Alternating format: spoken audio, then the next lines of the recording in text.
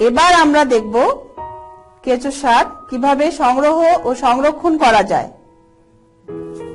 চারি বা sanitary ring এর গোবর যখন চা পাতার মতো ঝুরঝুরে হয়ে যাবে তখন বুঝতে হবে কেঁচো সার তৈরি হয়ে গেছে।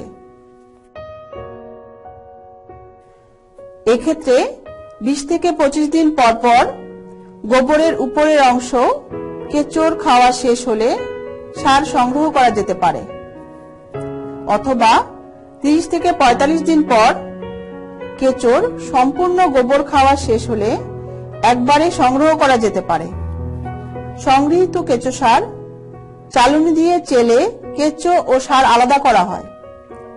কেঁচো আলাদা করার পর অন্য নতুন চারি বা স্যানিটারি রিং স্ল্যাবে পুনরায় কেঁচো ও অন্যান্য উপকরণ আবার দিয়ে সার তৈরি করা যায় এবং অতিরিক্ত কেঁচো বিক্রি করে আয় করাও সম্ভব।